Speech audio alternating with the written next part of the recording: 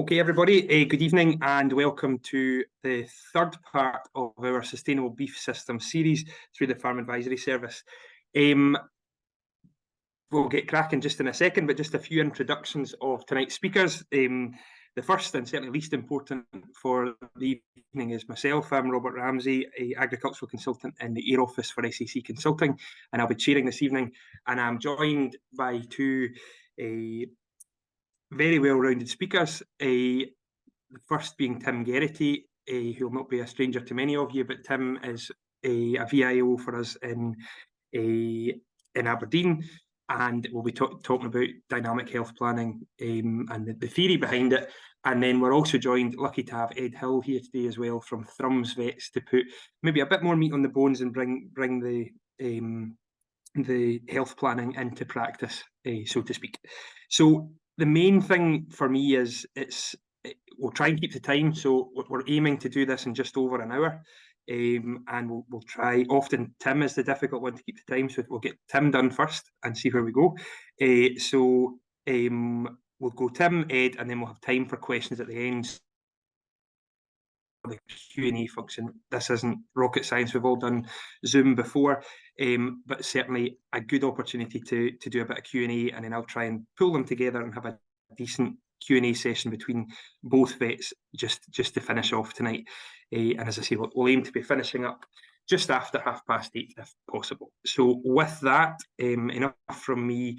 I would just like to introduce and hand over to Tim. Well, thank you very much for the opportunity to come and join the webinar. I'm really looking forward to Q&A probably more than anything, so I will try to be brief. I've got a phone here with a timer on it. I'm pushing start, and I'm going to try and hit my target of staying to time. But this is my favourite subject, so I tend to rant on about it on and on and on.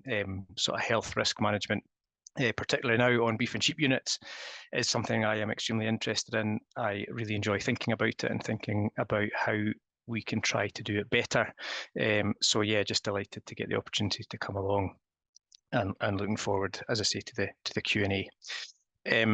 I will refer, if it's all right, to a project. There's a few projects I've been involved with around sort of health risk management over the last number of years, and you just, every time you start thinking of this subject from a different angle, you learn something new about it. But right now we are very interested in a project called Herd Plan, whose core aim, much like the introduction, is just to get healthier livestock onto beef and sheep farms.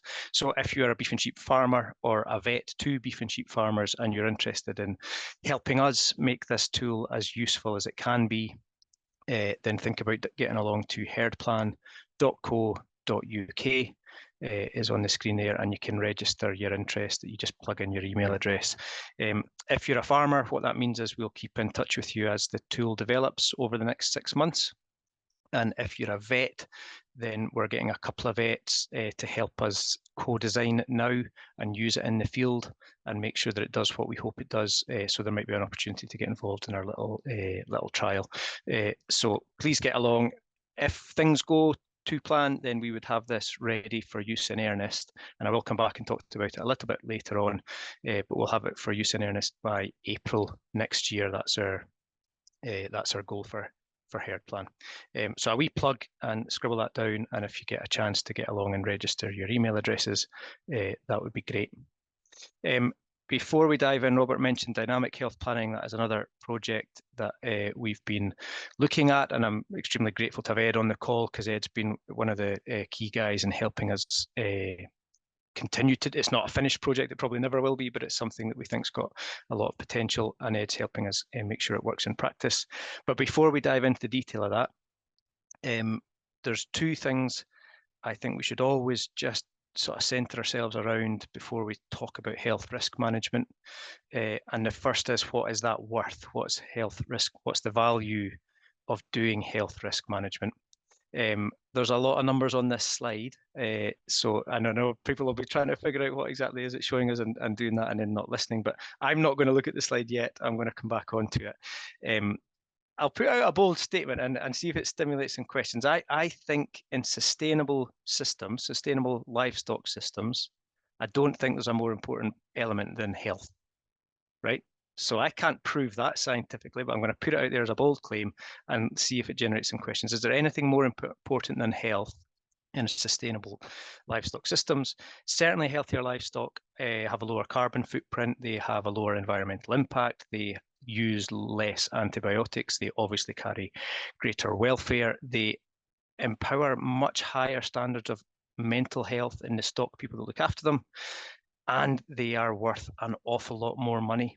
And they're worth a lot more money both in terms of sort of mid-term profit of a system, but also in the short-term cash flow of a system. And Robert, it's through discussion with you that we sort of I started thinking about the value in health almost being more about cash flow in a business rather than mid and long-term profitability. And to me, that's an exciting prospect. And really, that's what the numbers on this slide are showing, right? So this is a little calculator we've built. It's not perfect, but it's quite an interesting tool to use.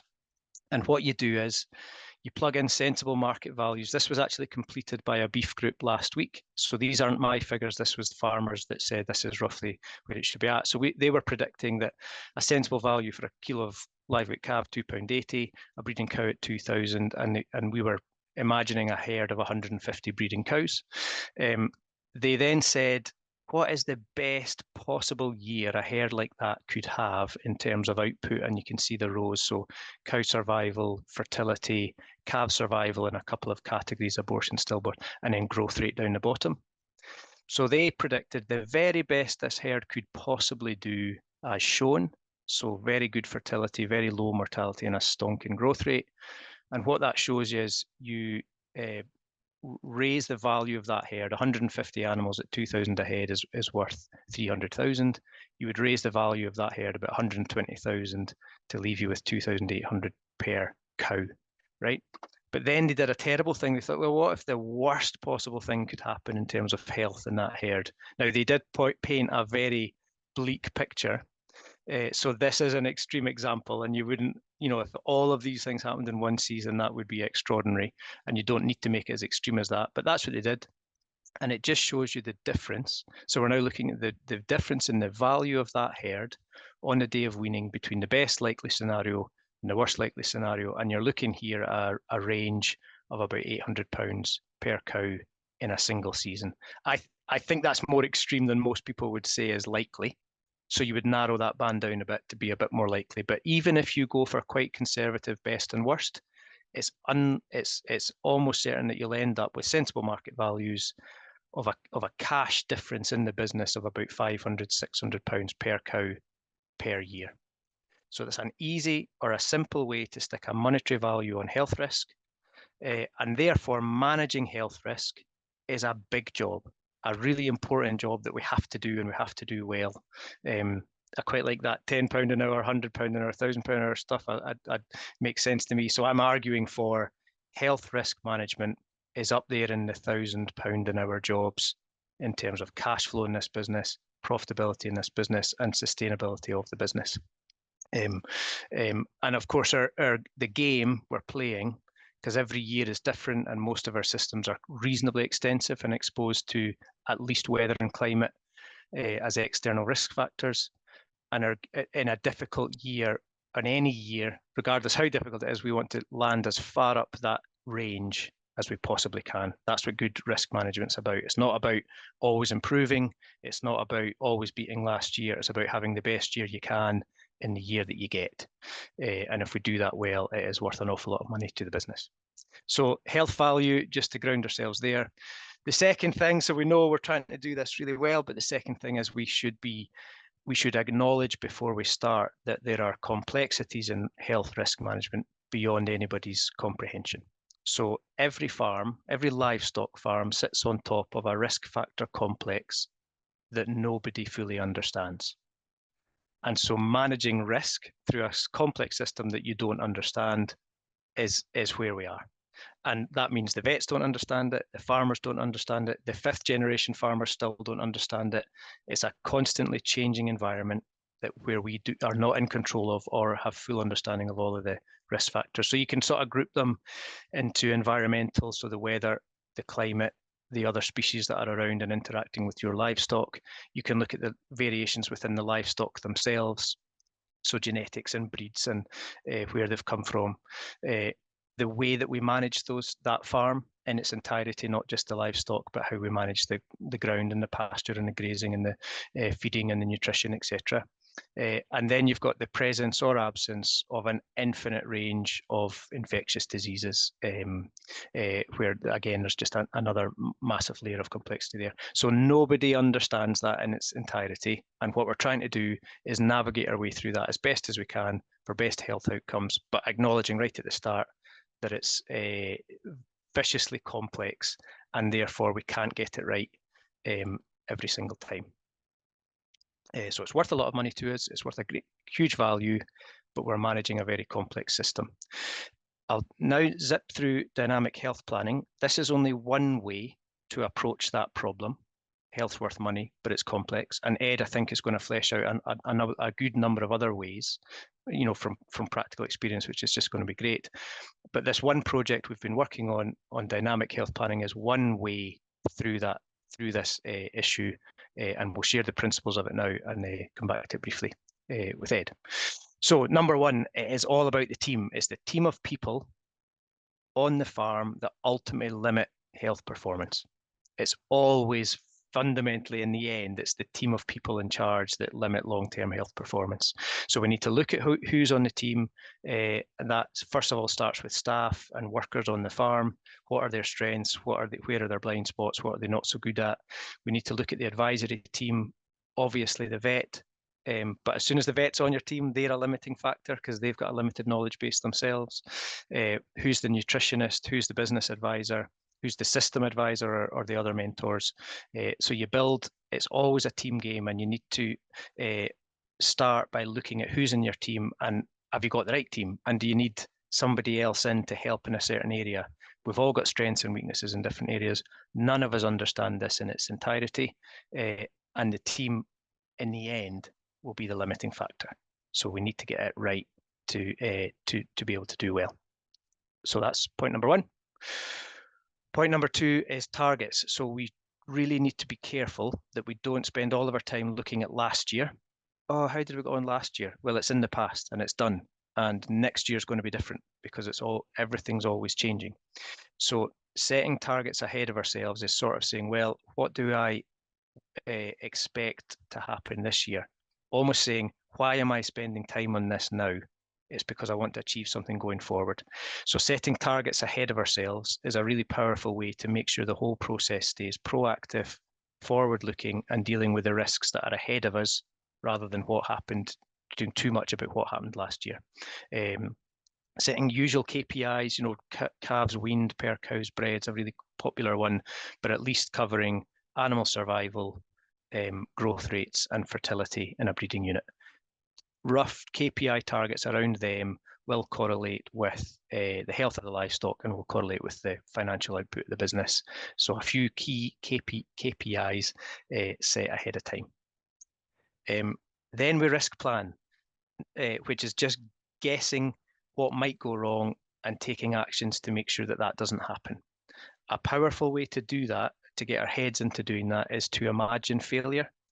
So once you've got your team together and you've set your target and you say, this is what I want to achieve this year, sit down as a team, and you'll get different answers from this exercise depending who you ask. So try and get your vet and your nutritionist and your staff there, or your workers or your colleague or your whoever it is, and say, right, lads, that's what we want to achieve. Let's imagine we've completely messed that up and we've not got anywhere near that. And that does happen, happens quite regularly. Let's imagine we completely messed this up this year. Why has that happened? And almost take yourself on an emotional journey. How does it feel to go out and work with sick livestock, or high loss rates during calving, or crap growth rates and scouring calves? How does it feel when that's going on? This is an imaginary situation. And take yourself on that emotional journey, because of course it feels bloody terrible and it's a very hard thing to do. And then say, why has that happened? You'll come up with great reasons. You'll have, especially across the depth of your team, you'll come up with critical reasons that might happen, and you'll identify really big risks. Now, some of them will be unique to your business and some of them will be common to most businesses in your area. That's fine, but it's got to be done at the farm level. And then say, once you're in that really dark place and you're going, oh God, I hate farming, Why are we doing this? Really questioning the purpose of the whole thing. Remember that it's just imaginary, and you can come back and you go, oh, that's not happened yet. Right? What do we need to change about our system to make sure that doesn't happen? And what comes out of that when you do it farm by farm is always different. Of course, if you ask the vets, including myself, we're going to come up with a list of diseases or maybe a couple of nutritional deficiencies and the stuff that we like. But see, when you ask farmers, you get a different set of answers. It'll often be about, well, who else can drive a tractor? Who knows what the ration is? Who knows how to feed that group of cows? They'll think of these sort of practical things. What if I can't go to work tomorrow because I've broken my leg? How would we get through that? What if that shed roof blows away? That sort of stuff. So the risks that you get will vary depending on who you ask. But in my opinion, that's all health planning. That's really solid health risk management, imagining failure, predicting what we can do about it. I'm watching the clock, Robert, don't worry. Point 4 is you then need to monitor. So you've set up a great team, you've been aspirational in your target setting, you've imagined failing and identified things you need to change. And monitoring to me now, and it changes a bit, it now means do that regularly. Doing that once a year in a seasonal beef or sheep system is not enough, because I've got no idea what next spring's going to be like, and neither do you. We don't know what the risk profile we're facing as a business is going to look like next spring and next summer. We've got a half idea what it looks like for this winter. So let's really focus now on risk managing ourselves through the winter. And 3 or 4 months seems like a really practical middle ground. Let's look at the next 3 months. What can go wrong in the next 3 months? What can we do about it? But not worry too much about February, March, and April just yet. Let's deal with that maybe in January. So each of these little catch-up meetings, when you monitor things, you're going to revisit your target table. How are we getting on? Have we lost any stock? How was the fertility scan? Etc. What are the growth rates looking like now? So you update your target table with real data, and it's easy to do because it's just the last 3 months. You look at the things you said you were going to do last meeting. Hey, did we fix that roof? And have we got a standing person identified that can drive the tractor should I break my leg? Check off your list. And you're not judging yourselves, you're just curiously saying, did we do that £1,000 an hour job that we said we would do last meeting? And then, of course, you look ahead to the next 3 months. What could go wrong in the next pocket of time? And you do that same exercise of identifying problems or likely problems and then working backwards to think about how you can prevent them happening. 3 or 4 times a year is a really nice, it's a short meeting. It can be a short meeting. It's very focused. The actions are immediate, and you don't need to worry about things that we can't really predict yet going forwards. And then finally, do sign it off. So get to the end of a season. I love seasonal systems because you get to a point where you can say that's the end now. And you're at liberty to set that yourselves, but weaning's a real common time in beef and sheep systems. You know, the calf crop's taken, you've got your average weaning weight, you've often got your PDs from the fertility thing. You can count your calves and count your cows and make a ratio. So that's a normal time to do it. And at the review stage, the key thing here is we will have failed on some or all of our targets. That's all right. If farming was so easy that you just had to do A, B, and C and you would always get this outcome, it would be boring and we probably wouldn't do it. It doesn't work like that. It's much more complex. We've talked about that complex adaptive system. And the reality is, in the real world, we'll often miss our aspirational targets. And that's okay. It's disappointing, but it's okay as long as we can, as a team, have a decent stab at answering why have we missed that target. Which bit of our system went wrong? When did it go wrong? What diagnostics or investigations or postmortems did we do when it was going wrong? And what do we now change this year to make that less likely after this? So that's what review is all about. It is that moment of retrospective. You do look backwards, but you do it in one meeting once a year, very briefly, and purely to fish out the critical things you can change for next year. So as soon as you've done that backward-looking review, it's all about rolling forward. Okay, next 3 months, let's set targets and get going again. So that is the principles of dynamic health planning. I will finish in my 2.5 minutes that I'm allowed. Just reminding, we are building those principles into this tool, but this tool is designed to be much more flexible than that. So if that doesn't rock your boat, what I've just float your boat rather, what I've just said, then that's fair enough. There's lots of ways to approach this subject. it's still worth having a go. And we're trying to build this tool to be as flexible as it possibly can be, so that however you choose to approach the problem, this tool will probably help you do it in a time-efficient way. The tool lets you create a basic health plan if that's what you want to do, as in the sort of thing that we're familiar creating now once a year. It will let you do that. It'll let you do it very quickly, and it'll do it to a standard that QMS can audit. And so it'll take you through your audit as well.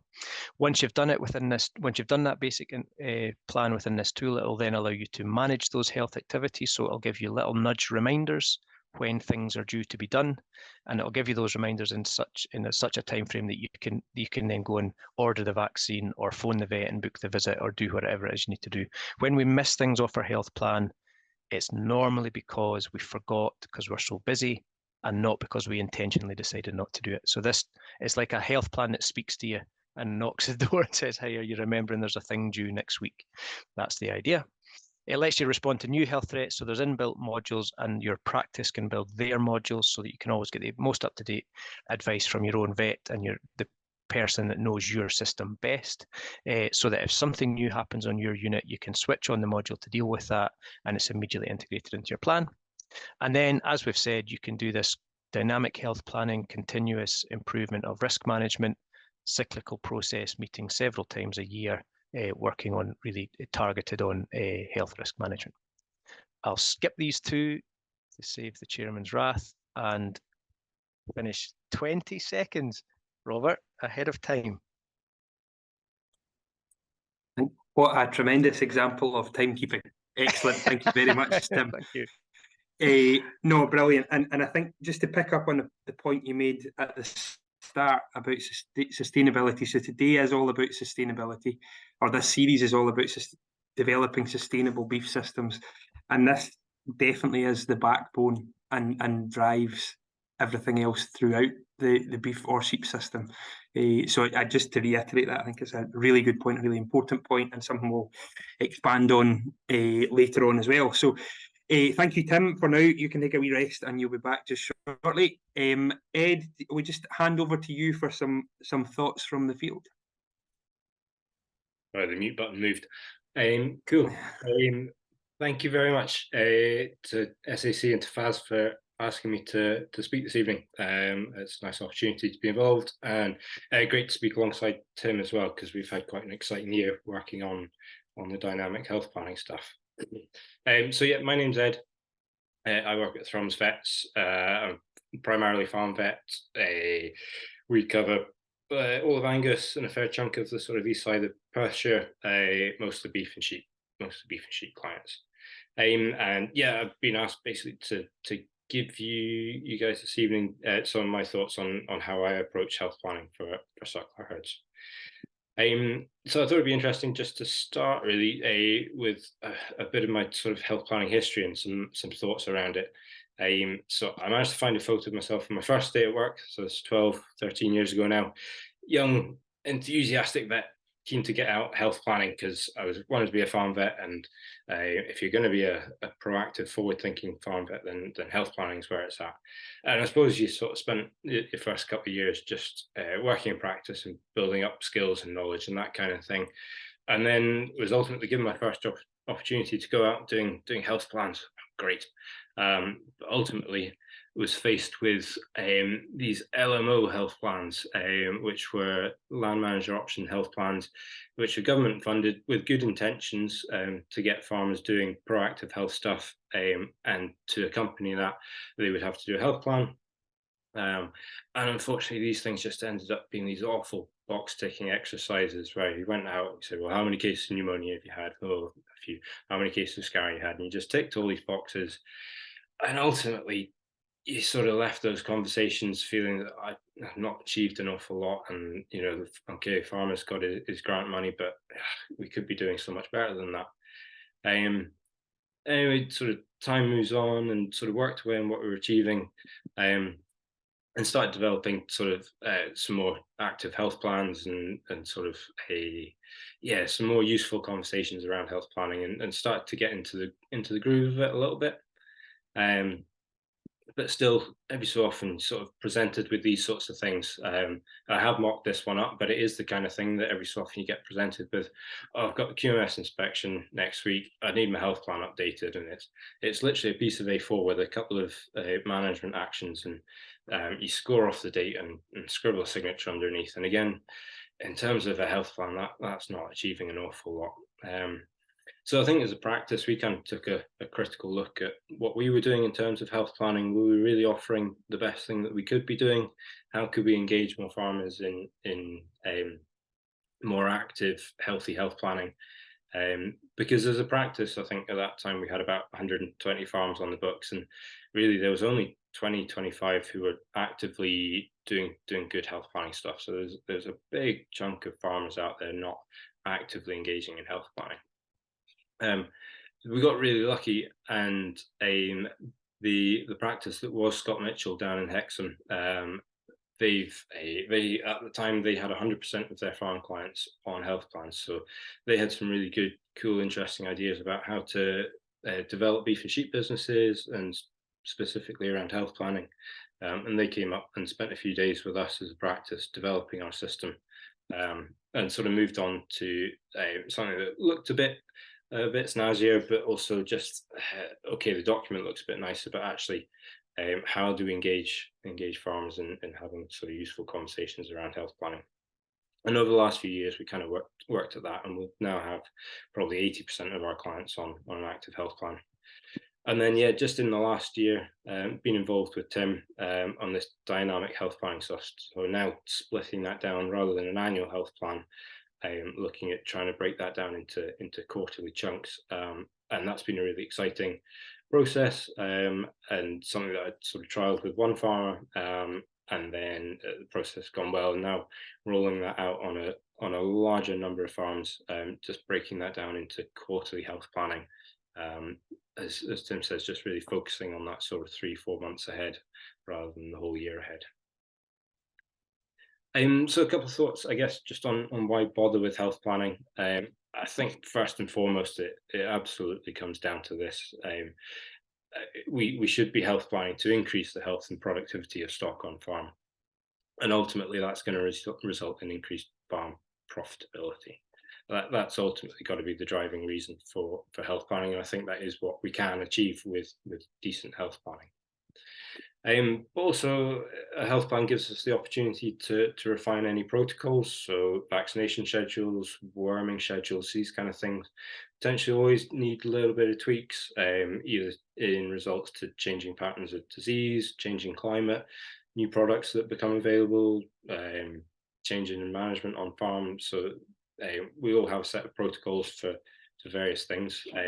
But we have the opportunity when health planning to refine those, make sure that they are achieving what we need them to in the most cost-effective manner as well. I think the health planning process enhances your relationship with your vet. So by engaging your vet in health planning, I think it's sort of self-fulfilling. They then become they will have greater understanding of your business, which ultimately means that they'll be better sort of positioned to be able to help out you. So a health planning process, I think, definitely develops that relationship with your vet. It's a problem-solving opportunity, so I think it's a chunk of time in the diary that's set aside, and it might be that there's something that's really been niggling you, a production issue, a disease issue, struggling with lame cows, or struggling just to scan as many cows in calf as you like, and these things that have niggled away, and it's an opportunity to sit down and be really critical about why that might be happening, and solve that problem. Risk planning, as Tim says, there will be things that are coming over the horizon that you may or may not see, and it's an opportunity to sit down and work out what those are. Be open-minded about what they are. I think your vet's probably uniquely positioned as well, dealing with hundreds of clients in a similar geographical area, to know what's going on, to know what the risks potentially are, and to help you identify those. So it's an opportunity to do that. I think it's an opportunity to convert bad vet spend into good vet spend. I'm sort of acutely aware that in a world of rising costs, certainly vet and med costs are also rising. But if we in the health planning process, I think we've got an opportunity to look at that and convert money being spent on antibiotics and calving cows into money that is in health planning, in bull testing, and metabolic profiling, that are all proactive and ultimately going to increase farm profitability by shifting vet spend from the bad stuff into the good stuff. And ultimately, we've got a health plan because of compliance to some degree. I don't think that if that's the driving force behind why we health plan, I think we're set up to fail.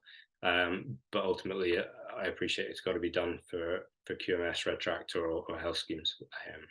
That would be another reason. So just a couple of thoughts on sort of how I personally approach a health plan. I appreciate other vets will do it in different ways, but this would be how I'd go about it. Ideally, if I've got the time, I do a little bit of homework first. So I will, if I get the opportunity, put out a sort of data collection sheet and try and get that back in advance of the health plan. I've got a word or two on data on the next slide. So I'll review any data I've got. I'll quickly scan over last year's health plan, refresh myself on any lab reports that came in over the last year. We're now obliged to review antibiotics, so we will go through that. And just a quick scan through all the clinical notes from last year as well.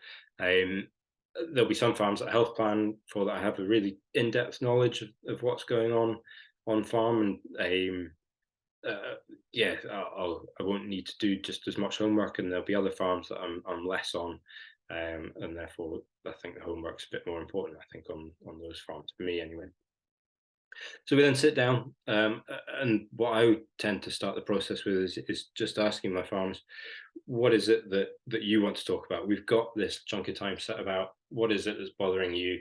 Are there any particular areas of health and disease that you want to spend the time talking about, and put that first and foremost. I think if it's led by you, the farmer, then we're in for a more successful time. So put that first and foremost. We'll talk about what you're interested in. Once we've done that, I think in any of my homework or thinking about what's gone on in the farm last year, there's probably stuff that I would like to bring to the discussion, and we'll talk about that. And then very quickly, we would just fire through the protocols as they stand. Is everything sufficient? Is there anything that we need to tweak and change it from there?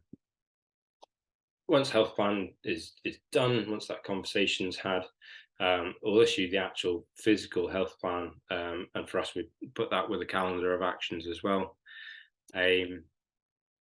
And then what I tend to try and do is, yeah, we've had this conversation, but what are the 2 or 3 really key things that we feel that as a team over the next little while, what things did we spend our time talking about that we really want to make sure that we make happen? And just put those as a top 3 with action points that could be followed. We're developing a clinical reminder system at work as well. So if we talked about bull testing, blood sampling for trace elements, vaccination protocols, whatever it is, then we have the opportunity, if the farmer would like, to stick that onto a reminder system, which means that, as Tim says, most of the time stuff doesn't get done, not because we didn't want to or mean to, because we're all busy and we forget about it. So hopefully putting this system in place means that stuff gets remembered as well. Cool, that would be how I would sort of approach the process. As I say, you end up with a physical document, but I think the real value in a health planning process is that time that's set aside just to have those conversations. So it's all very well having the document, but I think the conversations are where the value is in a health plan. A few top tips for successful health planning. As I sort of said, I think it both creates and supports a proactive health planning relationship with your vet. I certainly learn a huge amount during health planning meetings, about the farm's business, but I also you're all very there are huge pots of knowledge out there that I end up picking up a huge amount from during health planning as well. So I learn you learn, and it's hopefully this sort of symbiotic relationship. I think the days of using your vet to calve cows and treat pneumonias are long gone. And if I think you as farmers and we as vets are probably not going to be in business very long if we set our business models around that sort of thing. I think probably going into health planning, it helps just to bring or focus in mind what it is that actually motivates you as a farmer. It may well be profitability and sustainability of the farm, and that's absolutely fine and right. But it might be other things as well. It might be that I really want to be able on a Sunday to get to football with the kids and not have to be chasing cows around. And I would really like to get on holiday this year and not be calving cows for 4 or 5 months of the year. Or it might be that you want to produce the smartest looking calf at the winter fair, or whatever it is. I think focusing on what it is that gets you out of bed in the morning, and then thinking about how health planning actually might help you to achieve that, I think puts your mind in the right place for it. Data, as I said, there's obviously a wealth of data out there that we can collect, and I think having data and targets really, really important. As the old saying goes, you can't manage it if you don't measure it, you can't manage it. But I think collecting data that's important to you is important, and going out and trying to collect data that you're not going to do anything with is just a waste of time.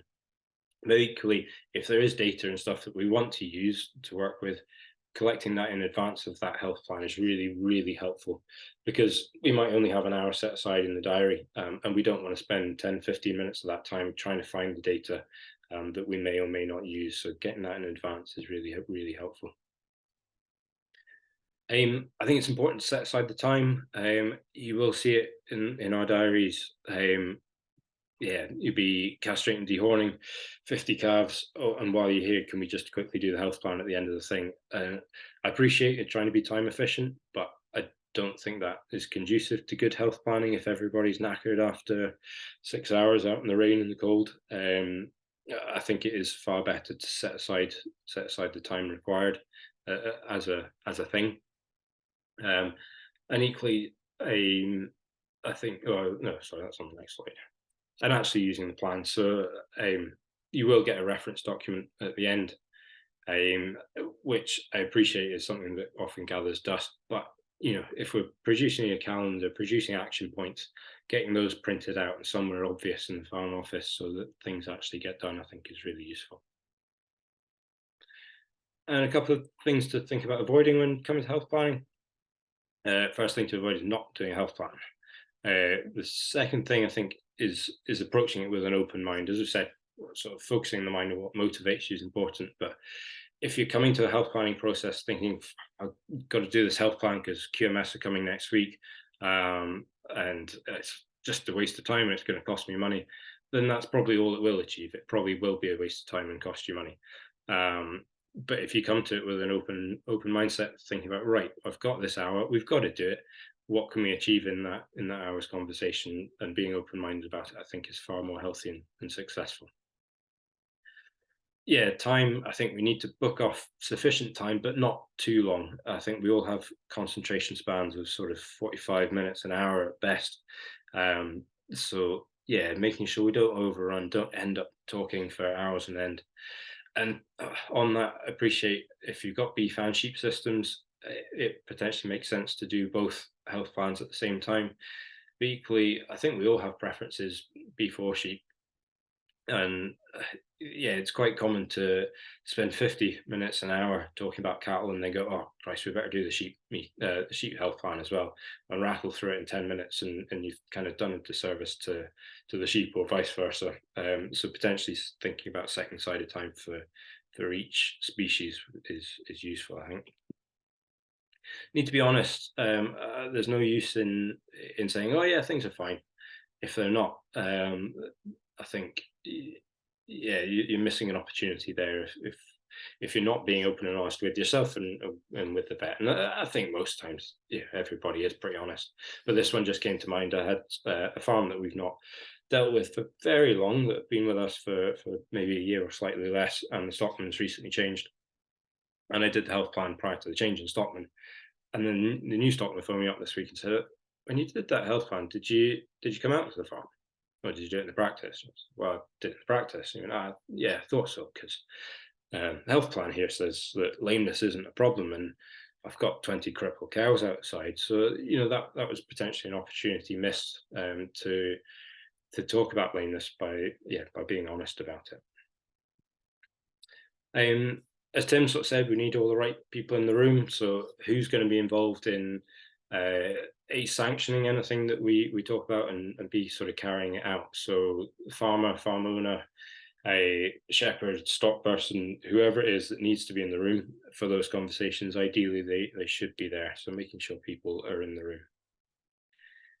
And then I just threw this one in, and I appreciate, we talk about you working with a vet that understands your business and has been involved in your business for a long time, and that is really, really important.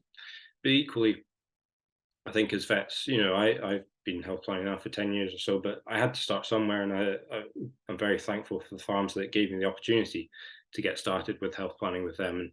And we've got really young, really talented young vets coming through, and it would be a real shame if they didn't get the same opportunities as well. So I think if you as a vet, if you as a farmer have the opportunity to let young vets in on farm as part of that health planning process, I think that's really valuable as well, because they may well be the vets that take you through the next 20 years of your farming business. So give them an opportunity if you can, I think.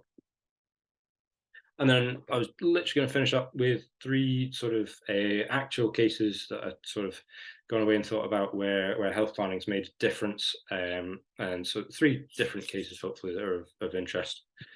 So the first case is probably our bigger suckler herd in the books, about 1,000 cows, split spring and autumn calving.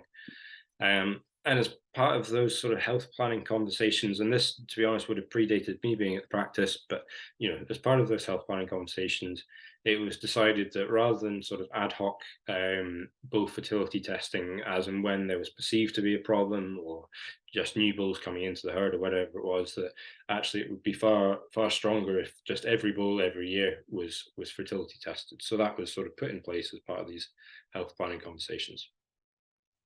And then this was a couple of years ago. I went out and we semen tested, I think, about 16 bulls in advance of bulling for late May, early June. And disaster, 13 out of 16 bulls failed, producing a huge amount of head defects, which are really particularly concerning kinds of spermatic defects. So shit, that's not what we wanted to find out, but hey, at least we found out that there's a problem.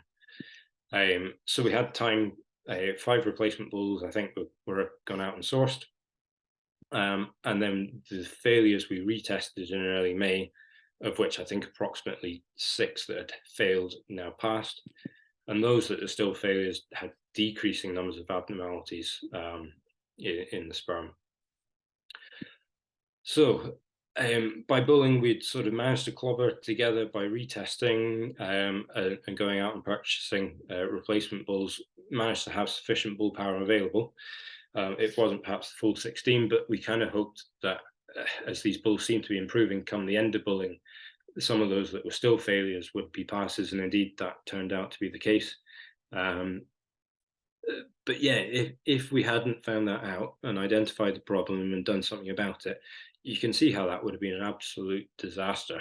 So I think that's, quite a dramatic case where health planning conversations have avoided complete disaster on farm. Out of interest, we never fully got to the bottom of what was going on there. These bulls were always healthy. There was never any clinical problem. Testicles always felt absolutely fine and were a decent size. Did a lot of viral testing, didn't find anything. So the presumed diagnosis was some sort of toxicity, be it a mycotoxin from the feeds or some sort of chemical toxin. But yeah, never got to the bottom of it, but it was quite an interesting, cool case. Second case, those of you that know me would know that I can't get through half an hour or so without talking about sheep. So I've thrown a sheep case into a beef talk. But again, I thought it was a nice case. So it's about a 900 ewe flock selling around about 120 high value pedigree rams each year on an on-farm sale. And as part of the sort of annual health planning conversations, it sort of came to light that they were losing not big numbers, give or take 5 ram lambs a year in the winter with what is suspected to be pneumonia. So it's not big numbers, but they're potentially high value animals. So it was sort of looking as up to £4,000 a year that was getting lost. And the reason that was happening, I guess, was because the farmers perceived that they were fully covered for pneumonia. They'd had 2 doses of Heptavac as lambs. Surely that would cover them. And I think it is a common misnomer that Heptavac gives a full year's protection. It certainly does for Clostridial disease if given as 2 doses given correctly. But the Pasteurella, the pneumonia side of things, perhaps might start waning, particularly if under high challenge by 12 weeks or so. So really simple, really cheap. Just put in an Ovuvac P booster or an Ovupass booster in November in advance of the winter periods, and the losses pretty much stopped. So that's obviously ongoing, saving big losses on the farm, and that just sort of came up as part of that health planning conversation. And then finally, just one on sort of refining protocols. This was a 120 cow spring calving herd, and I've kind of put in the little boxes here. This was what they were doing in terms of fluke and worm control. So if you look at it, pretty standard, nothing particularly jumping out there. The heifers and calves were getting a poor-on worm in midsummer. Come housing time, everything was getting closamectin. And it turned out heifers were getting a long-acting sidectin injection. But we sort of looked at that and thought, well, I think there's things that we could do there that mean that we'd be more sustainable in the amount of wormer that we're using, but also can reduce costs there a little bit as well. So refining that back, what we did was stuck with heifers getting a poor-on wormer late summer for lungworm risk. Stuck with that, but midsummer, rather than just blanket routine work treating calves, moved to just doing a worm egg count to see whether treatment's actually required or not. And quite often the case is actually it's not, but at least we're monitoring to make sure that we're not going to miss anything. And then rather than all this closamectin that was getting poured on, we know that adult cows in good health are very, very unlikely to suffer from any disease from gut worms. So remove that wormer part of their housing treatment and just move to a straight flucicide. The calves and the heifers, I think, warrant fluke and wormer housing, but by moving to the endofluke and ivermectin pour-on rather than closamectin pour-on, we're saving ourselves a lot of cash there. I stuck with sidectin injection for the heifers at turnout, and did a fluke worm egg count at turnout for the cows just to make sure that we haven't missed anything by using endofluke at the point of housing. And as you can see there, what we've ended up with is about £550 worth of saving each year, and is a much more sustainable approach in terms of the sustainable use of wormers. So yeah, a nice refined protocol, not a long conversation, but just something that comes up as part of a health planning process. And that's me. Thank you very much for listening to me whittle on, and I'll hand back hopefully for some conversation and questions. Perfect. Thanks, Ed.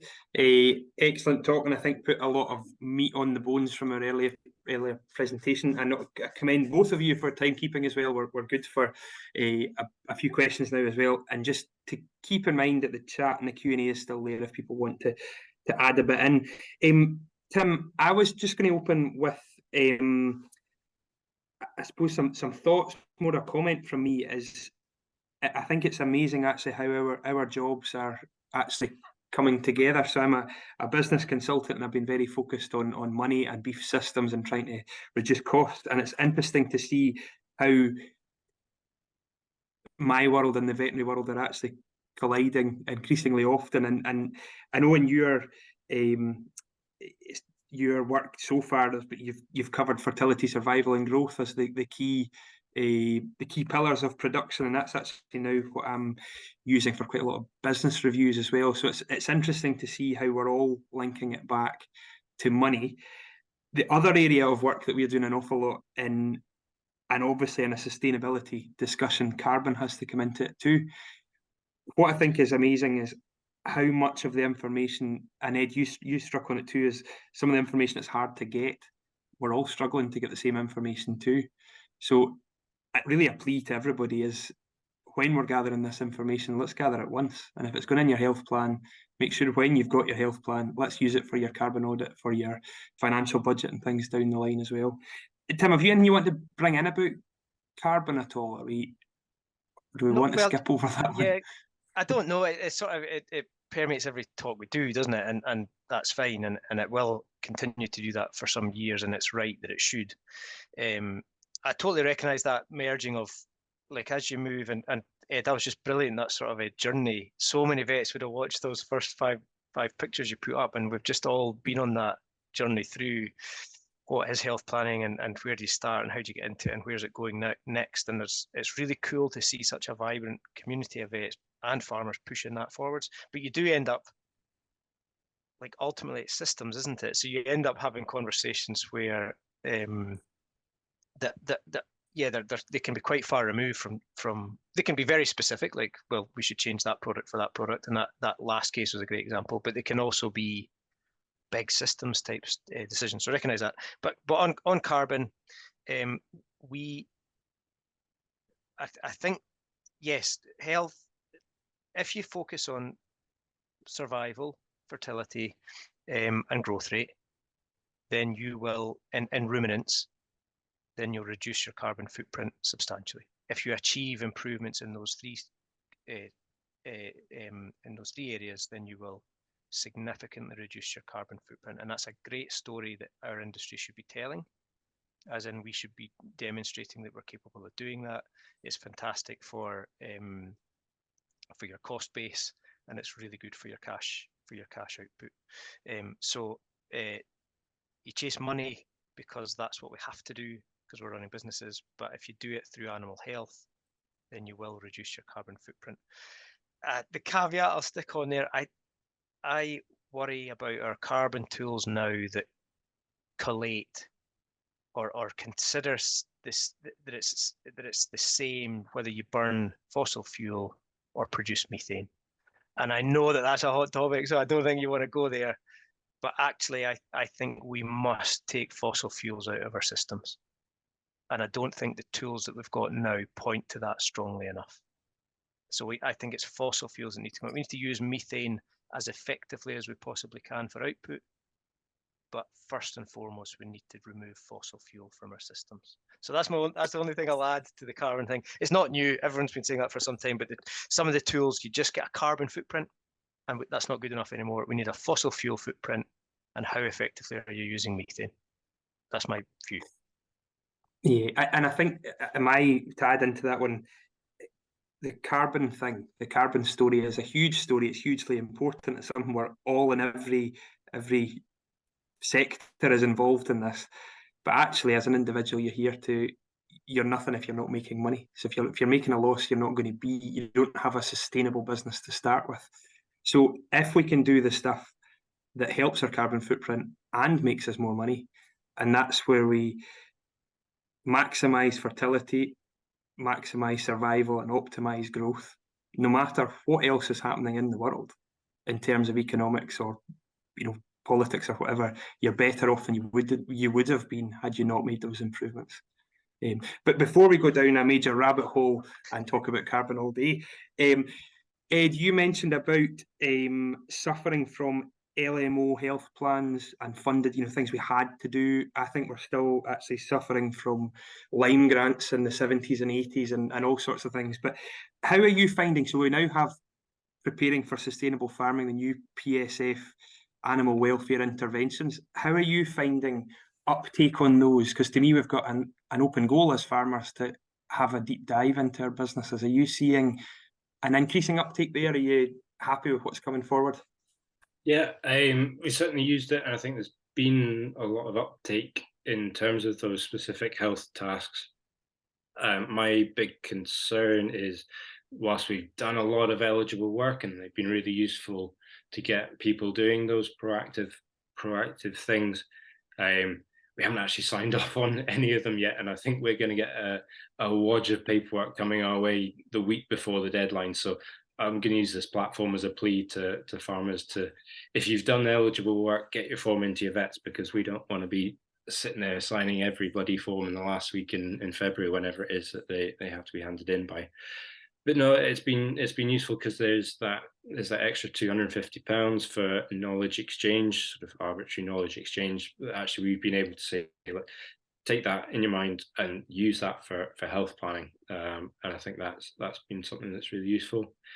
And I think, as I understand it, looking forward to the next year, potentially 2 years, they're going to roll out the potential things that we can be claiming for as well, expand a little bit on what's there. So yeah, it's been really useful. We've had a big drive on sheep scab in the practice, and sheep scab on the sheep side of things is one of the things that that people can sign up and use cash for.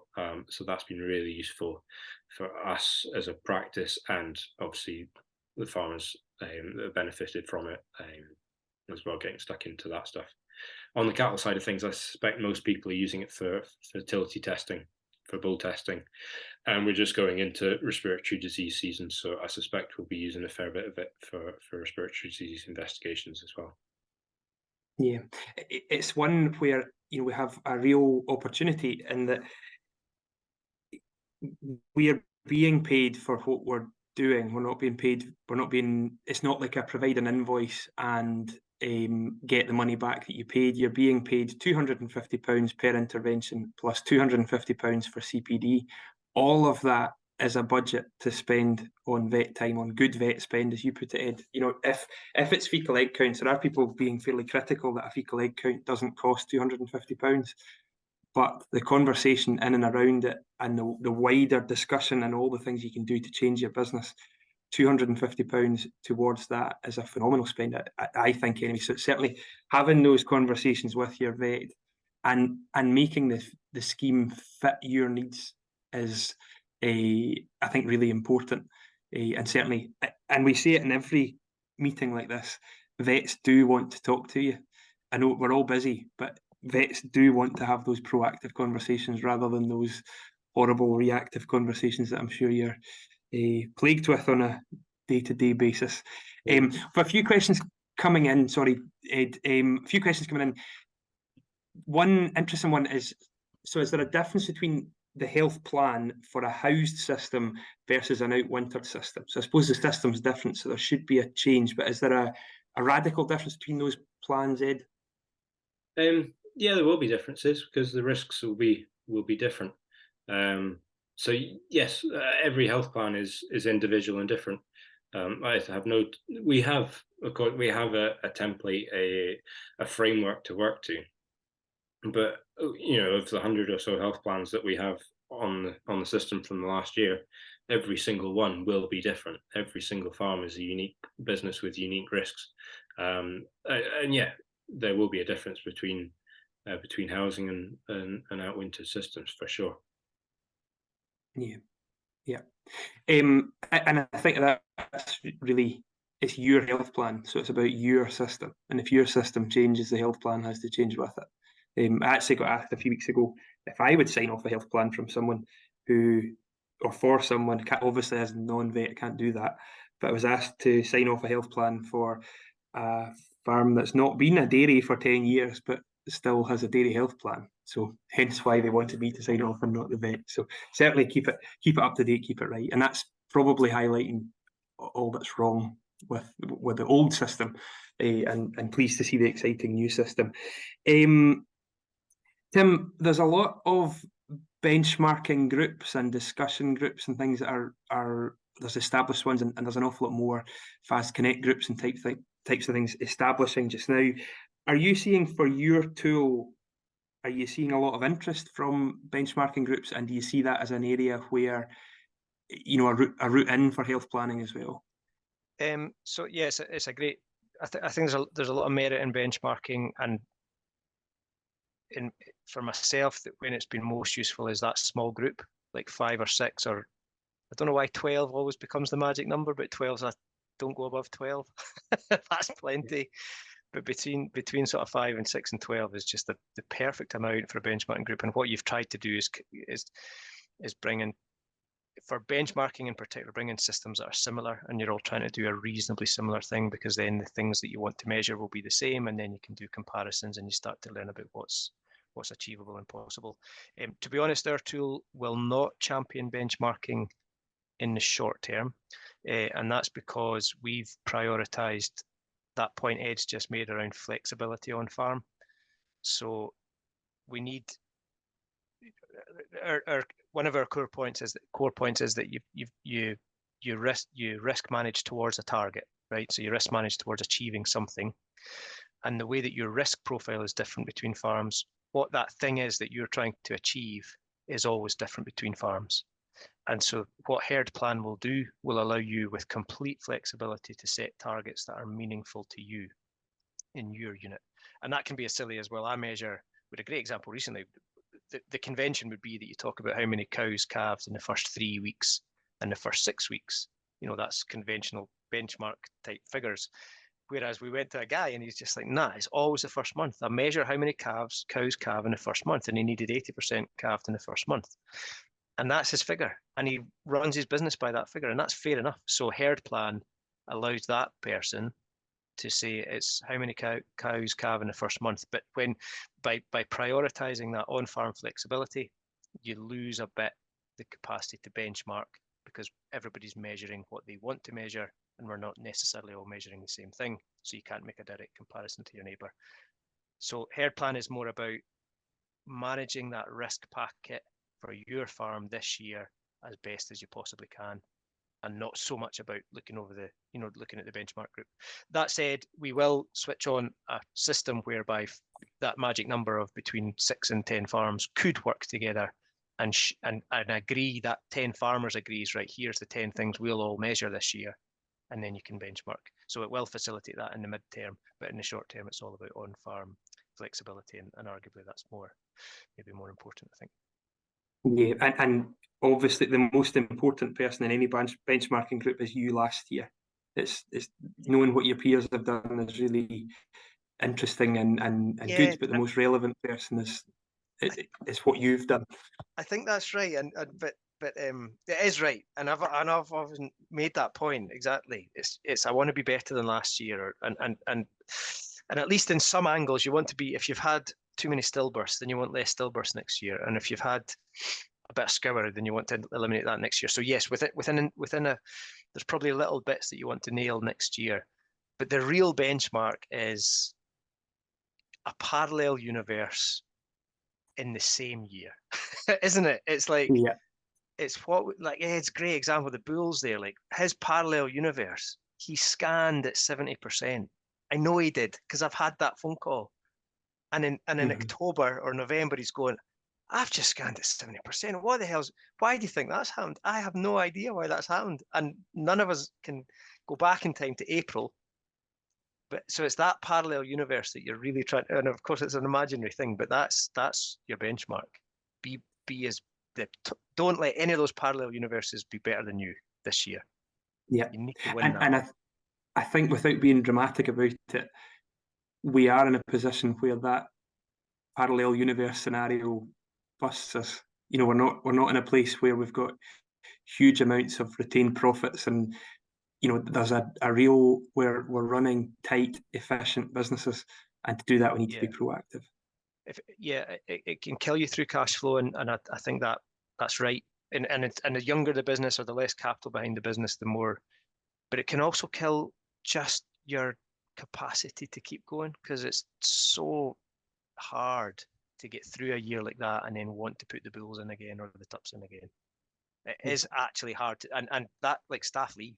You know, I'm done with this. I'm out of here. It's that mentally tough to get through those disaster years, that it's not always cash flow that kills it. It's just our personal enthusiasm. We go, nah, I'm done. This is not worth it. And that's that. You know, there's a risk there too. Anyway, parallel universe Ed, benchmarking. have you much to add in terms of quantum physics or deep psychology? I don't think I can go quite as deep as that. No, it's all good points, and I think that the keeping the people in the business right is actually the priority for whatever we do.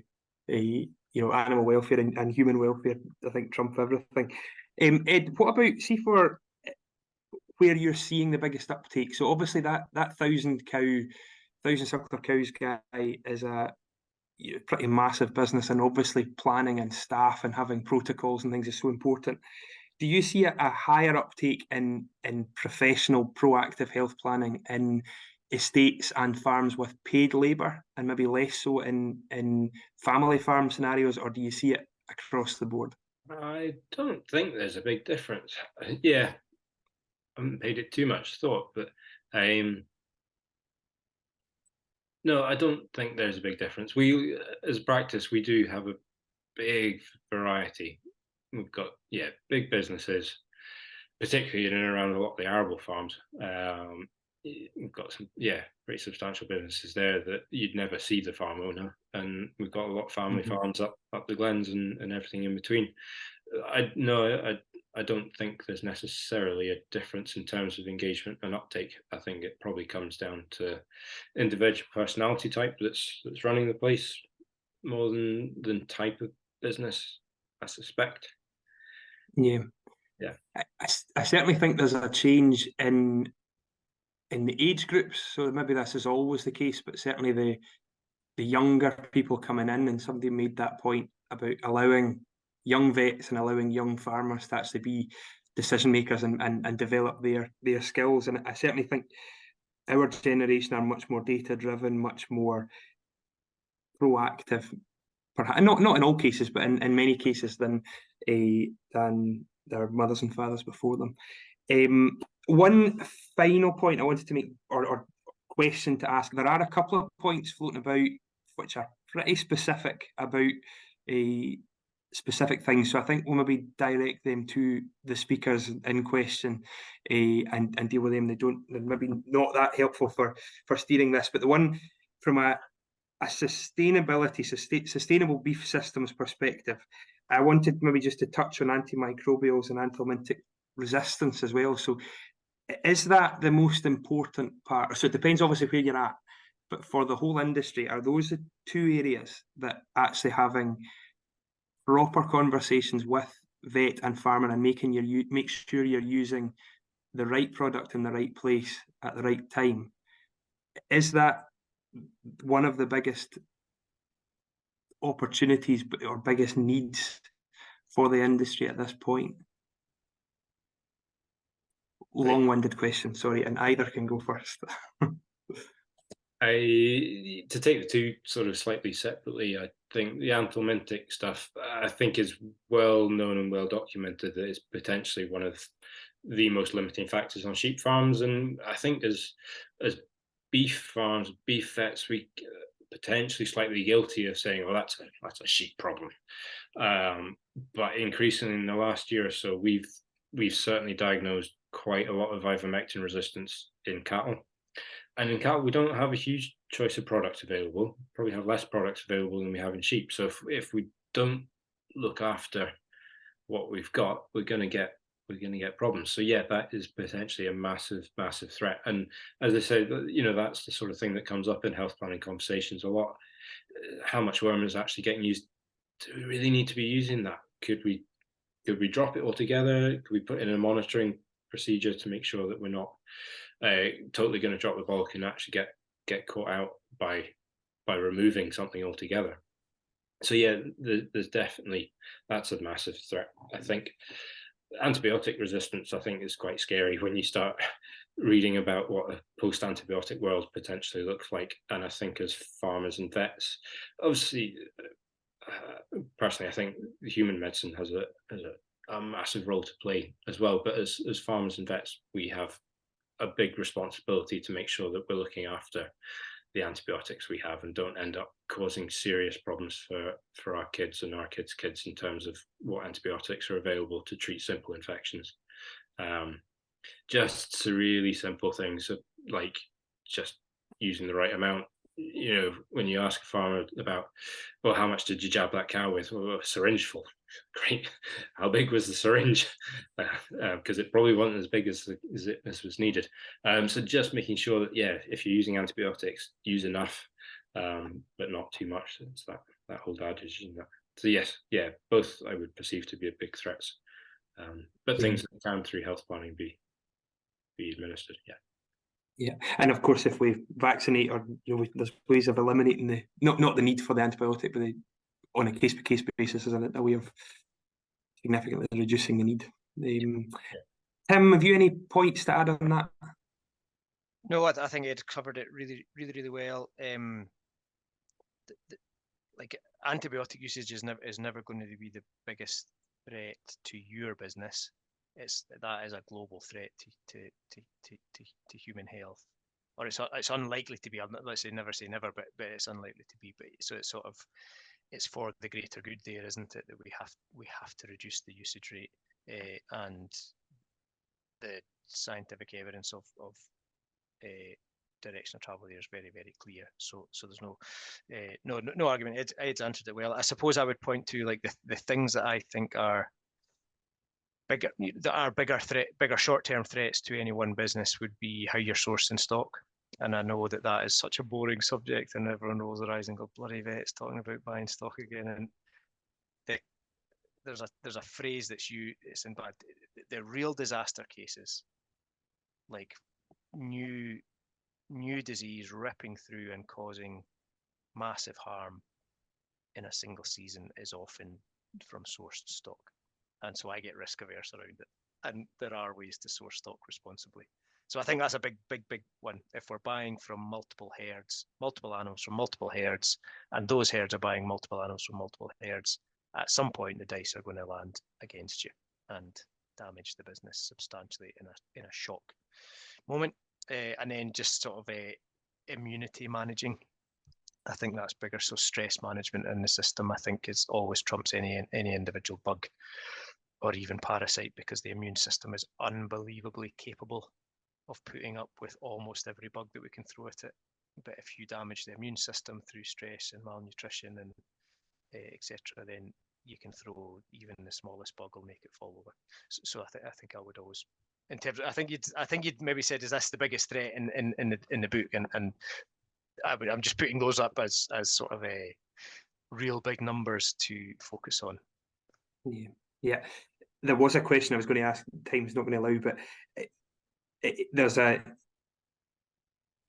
key part of the industry that we're not good at, and that's communication throughout the supply chain. So from source, from the breeder through to the finisher, there's an issue, or there's this case maybe improving, but there is an issue where there's breaks in that chain where we don't have communication. We don't know what's happened to that calf in the past, and certainly with these systems and dynamic health planning and things coming forward, hopefully that's also the thing that allows us to see almost whole life analysis or knowledge transferring with the animal at purchase, rather than having that loss of information. However, that's nearly as big of a rabbit hole as the carbon thing, so we'll leave it at that. Really, just now, I just want to thank Tim and Ed for their time. I think both of you really nailed it, what you were asked to do, and certainly there was lots of food for thought and lots of good questions have come forward. Certainly in terms of sustainable beef systems, this is fundamental to what we're doing. So this is the middle stage of our webinar series, and for good reason. So certainly something, hopefully from this, if you take one message away from this, is to go and, if you're not a vet, go and speak to your vet. So, have those proactive, positive conversations, and as Ed rightly said, give them the time they deserve. They're probably the most important conversations you'll have in the year, so make sure it's not at the end of something or a throwaway conversation at the tail end of the day. So give them time. And I would highlight again the PSF funding. Preparing for sustainable farming, it's our money, it's there, it's not competitive. It is a pilot. If we don't use it, we'll lose it, and if we do use it to the best or use it on the things that are going to benefit your business the most. Moving on, again, you'll be emailed a feedback form from today. Your feedback is really important. It allows us to work out what didn't go so well, or how we steer things going forward. So I'd really encourage you, when you get that feedback form, it'll take 2 minutes to fill out. Just let us know how it went for you, and keep in touch with it. Likewise, if there's any comments or discussions anybody wants to have, feel free to contact any of us by email or by phone call. You'll get our details on the relevant websites.